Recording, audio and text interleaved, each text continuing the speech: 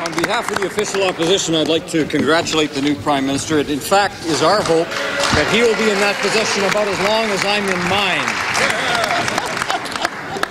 Last year, the government reported that the CSL, the Prime Minister's company, had received only $137,000. This figure was obviously wrong.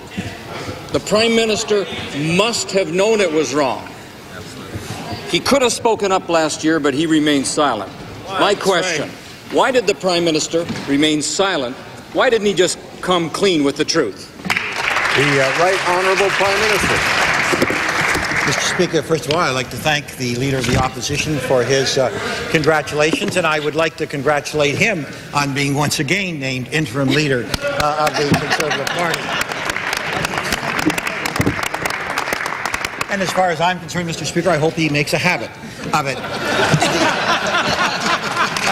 The answer to the honourable member's question, Mr. Speaker, is that in fact there's no doubt that I was otherwise involved on this particular issue. I was involved in the leadership race. But the fact is, Mr. Speaker, that somebody should have spoken up. And as soon as I focused on it, and again I admit... Time's expired. The Honourable Leader of the Opposition. Isn't that interesting? I was otherwise engaged. This is a fairly significant matter for Canadians, since it surely is Canadian taxpayers' money that is at stake here. That's right. The latest figure we have is $161 million given to the company. I want to know, is that figure correct? Is that the full figure? $161 million. Is that the full figure?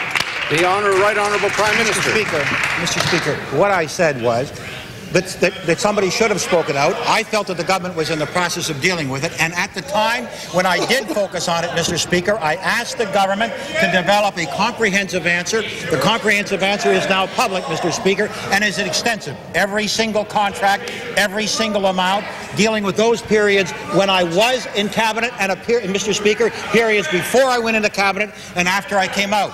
There is the most complete answer that the government is capable of coming up with. I did not compile the answer, Mr. Speaker, but the fact is it is as complete as the government is able to come up with, and is certainly open to investigation by the Leader of the Opposition or his party.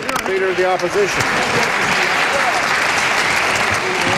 Well, Mr. Speaker, I wonder if this response will satisfy the Canadian taxpayer. I don't think so. Here we have a Prime Minister. He says, trust me.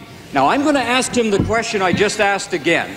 Is the figure that we have now come up with through ATI, is the figure of $161 million, is that the full figure? Yes or no? The Right Honourable Prime Minister. Mr. Speaker, I did not compile those numbers. I have not been involved in the company for some 15 years. It is, without a shadow of a doubt, the best answer that the government is capable of coming up with.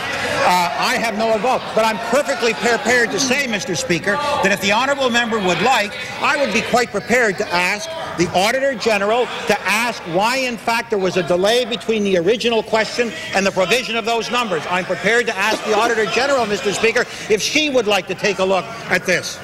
The honourable members will take on the issue. Well, no answer forthcoming there, Mr. Speaker. It seems unbelievable that a person wouldn't know how much money they receive from the government. The Prime Minister capitulated on the issue of having a public